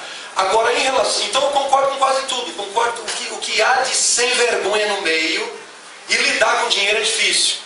Agora, eu acho difícil pagar a conta de luz com saco de batata, pagar água com saco de feijão. Ou vocês trouxeram alimento para entrar aqui? Desculpa, não precisa responder para mim. Alimento? Então eu acho que não tem problema nenhum. Eu acho interessante que todo mundo gosta da moeda, falava isso com ela, mas ninguém quer falar sobre o dinheiro. Todo mundo quer ir no bolso, mas ele é chamado de demônio. Qual problema que tem? Dinheiro nenhum. Não quer? Deposita na minha conta. Ele falou que não quer, deposita na minha conta que eu quero. E eu sei o que fazer, eu posso comprar a cesta básica e dar. Então, ou seja, se a ideia é boa, se um líder, quem quer, o Rubens não aceita essa ideia de líder, né? Ou alguém que está à frente de um trabalho, não sei qual o nome que ele dá, porque se não existe liderança, não tem nome. Mas se um líder pega esse dinheiro e sabe trabalhar com esse dinheiro, não vejo problema nenhum. Pegar o dinheiro e saber trabalhar com o dinheiro. O problema não está com o dinheiro, não está no dinheiro. O problema está na atitude do irmão Leandro quando tem o dinheiro. Paulo, Shaul, como que o Saul, ele não falou mal do dinheiro. Ele disse que o amor do dinheiro é a raiz de toda espécie de mal. E biblicamente falando, a minha posição é: eu não sou obrigado a dar R$1 para ninguém. Biblicamente. Se eu dou alguma coisa na igreja, é porque eu quero. Agora tem líder que força os seus membros. Mas biblicamente falando, eu não sou obrigado a dar dízimo e Deus não depende disso para me abençoar. É o que eu penso. Réplica, Rubens. 3 minutos. Eis que estou pronto para pela terceira vez ter convosco, e não vos serei pesado. Porque não busco o que é vosso, mas sim a vós. Porque não devem os filhos entesourar para os pais, mas os pais para os filhos. Shaul chamava os filhos dele na fé de filhos. Entende? E quando ele está falando de forma espiritual, quem ensina tem que gastar para ensinar e não cobrar. Aqui não é um templo, aqui não está se tratando de nada religioso. Alguém orou aqui hoje? Não. Alguém fez alguma prece aqui, fez uma liturgia religiosa? Não. Então isso não é religioso. Aqui apenas nós fizemos a conversão do valor do CD na entrada para poder... Isso é uma coisa que eu falei para o Silvio, que era um dos meus, assim, condições para vir. Por quê? Porque eu vou ficar com o dinheiro do DVD? Não, porque eu não aceito ir num lugar que a pessoa tem que pagar para assistir, para me ouvir. Eu não gosto disso. Então a pessoa compra um CD que vai assistir as matérias dos Illuminati. Não é religioso, é dos Illuminati. É jornalístico. E em troca a gente reverte para a entrada do aparelho. Eu tenho feito palestras, amados, isso é muito pessoal. E desde Marília para cá, nunca mais tive um centavo para gasolina de nenhuma. Nenhuma mais, eu não levo nada. A última agora eu precisei chorar nos pés do Silvio, mesmo assim o Silvio ainda me desobedeceu, né, que foi feita lá, porque eu não levo. Isso aqui não, é para gerenciar o que está aqui, e o que sobrar, o Edia, a Gilmara, o Silvio, ver o que eles melhores fazem para a próxima aí, mas eu não pego. Eu aprendi que os apóstolos saíram sem nada levar. Se eu quisesse ficar rico, me associava ao Silas Malafaia quando me chamaram na turma dele. O Edia estava comigo. Então não é questão, eu não sou amante do dinheiro, sabe? Eu aprendi a viver com pouco.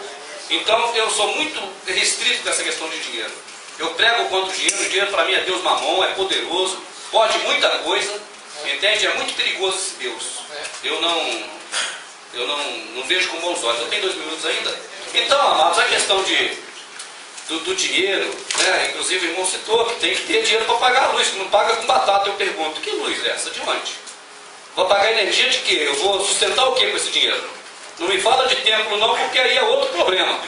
Eu não vi templo até agora, vamos chegar lá, eu acho. Chega lá.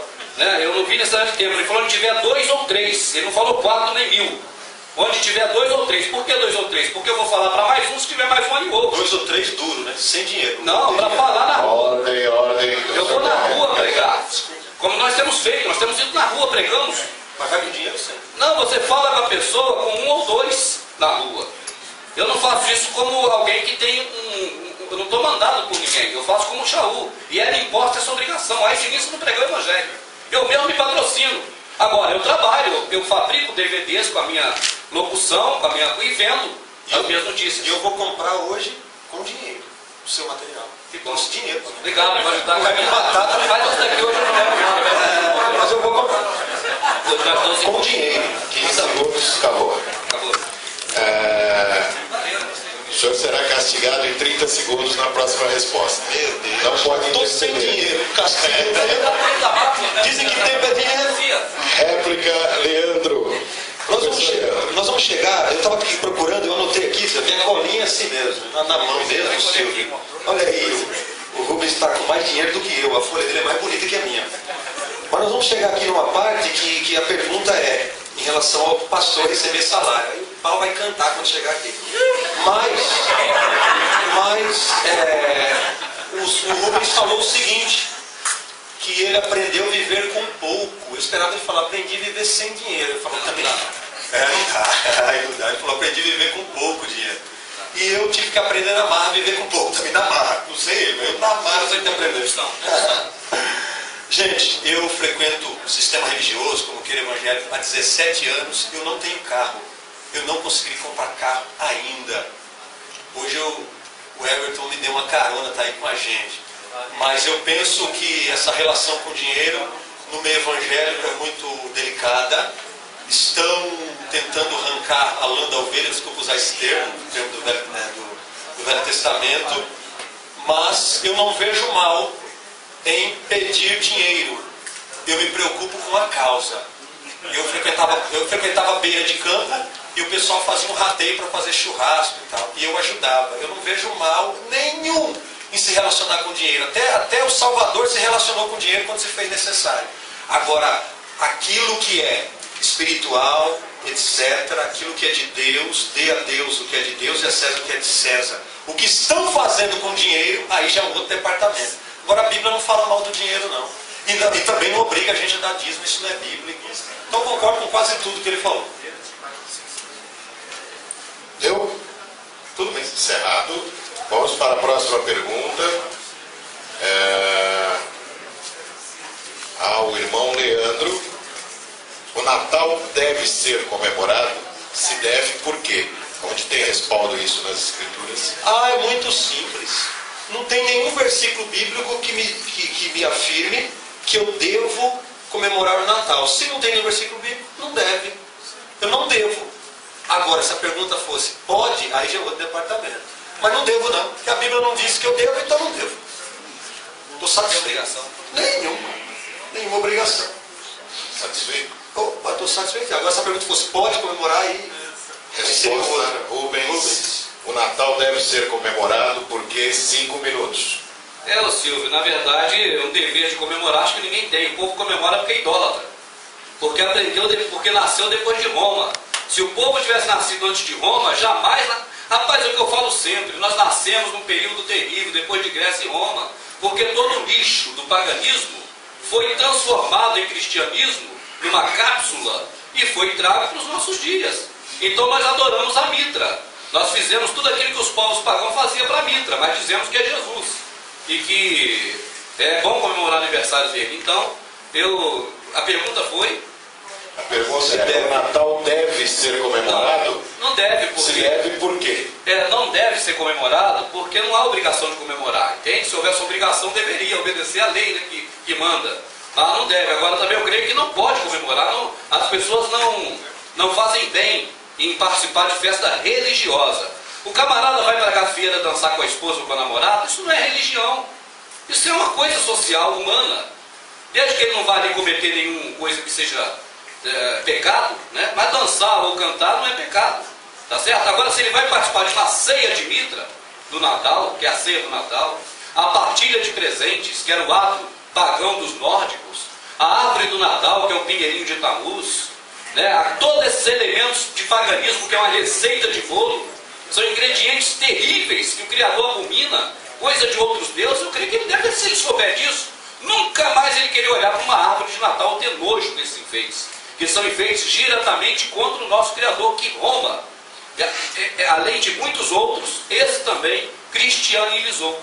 Então, para mim, eu vejo o Natal, depois que eu conheci essas coisas todas, sobre Semíramis, Nimrod, isso através de livros antigos, né, da história das religiões antigas, e livros que são super conceituados, mas que hoje você vê pela internet, que não é mais difícil, não precisa ter muito dinheiro para ter conhecimento. Você pega esses livros na internet de graça, você vê a origem do Natal, você sente nojo. Eu sou um que não consigo mais olhar para uma árvore de Natal. Eu não gosto de olhar para enfeite de Natal. Isso tudo é abominação terrível contra o Criador.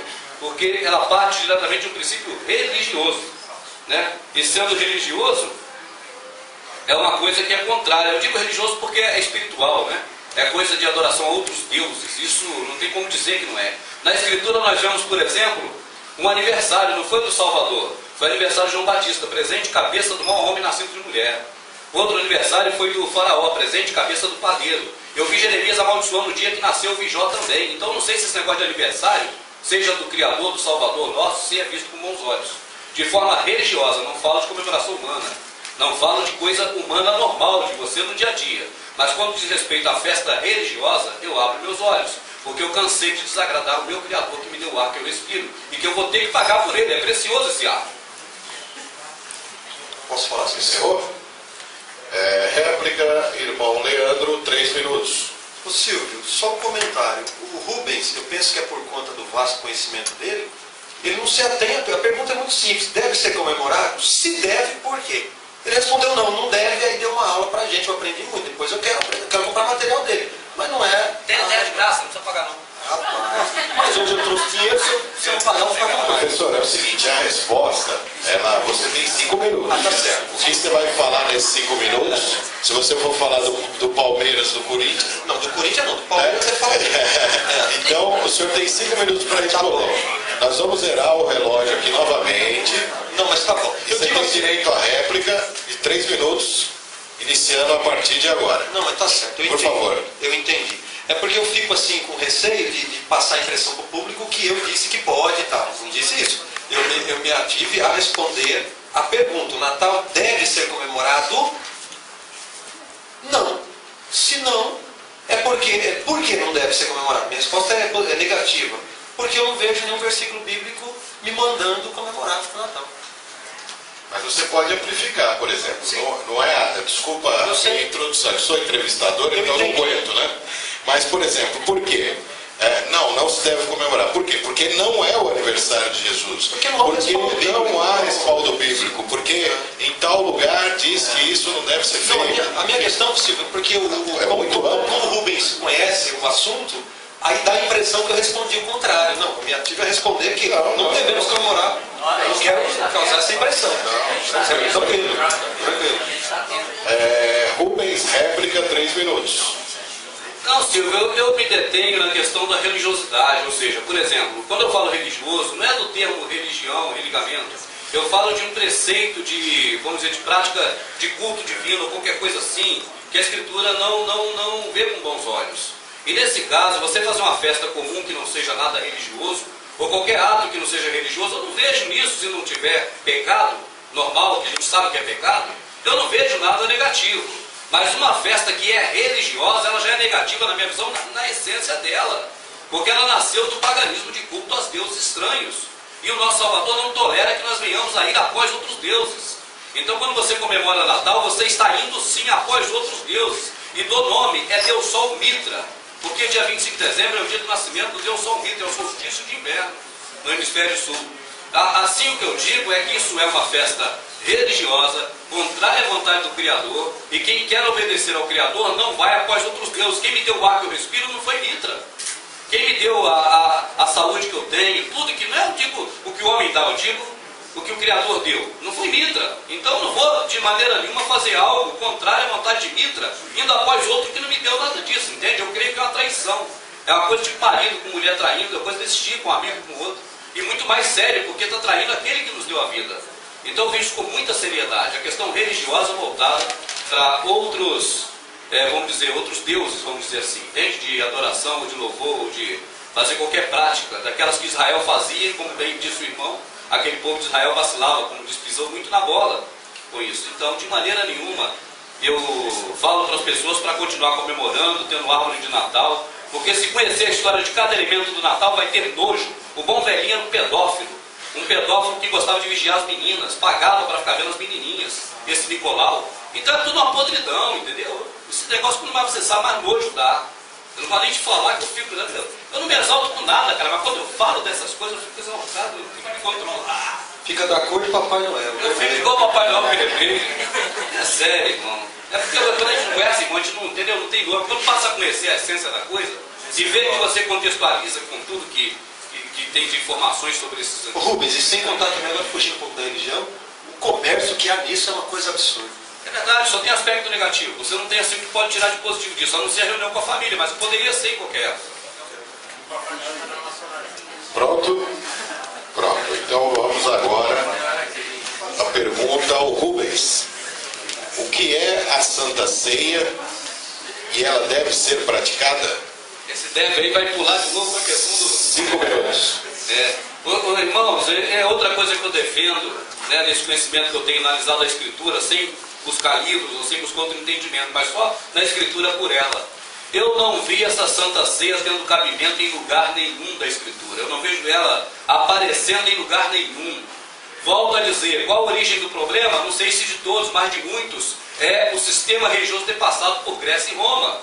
Porque chegou até nós de forma de práticas de cultos pagãos.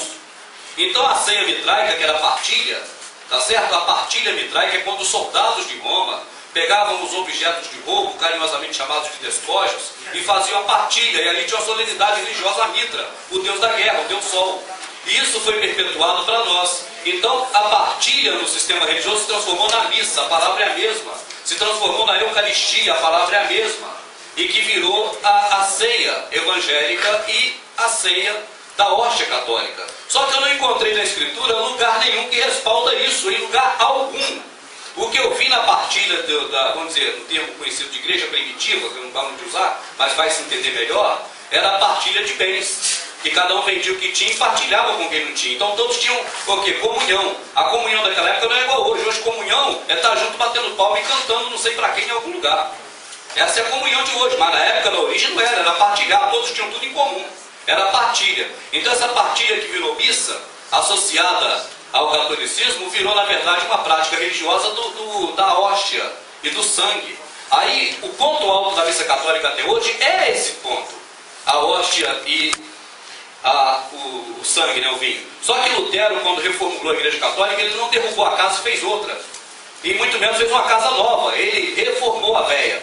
Então tirou a parede, pintou uma janela, fez uma porta, mas alicerce e coluna ficaram as mesmas. Então ele trouxe para o protestantismo essas práticas, só que agora praticadas uma vez por mês, ou de 3 em 3 meses, não sei, e tirou o centro do culto, que era a Eucaristia, tirou para a pregação na época passada. Hoje é o pula-pula, mas ficou na pregação, mas ele deixou os elementos da casa, só trocou os móveis de lugar, tá certo? E trouxe essa partilha que na verdade é paganismo. Por que eu digo isso? Porque o padre, quando lê para comer, né, em memória dele, o padre é um grande canalha. Porque ele não lê na Bíblia, ele lê na folha onde ele escreveu. Na Bíblia não tem. Você pode pegar hoje a Vulgata, coisa que só quem estudava muito, pagava muito para estudar sabia, que na Vulgata tem lá, não é comer em memória de mim, é mentira, é partir em memória de mim, partir o pão, que é o próprio Salvador, não é comer. Aí esse que fez a Bíblia protestante, que é a que é mais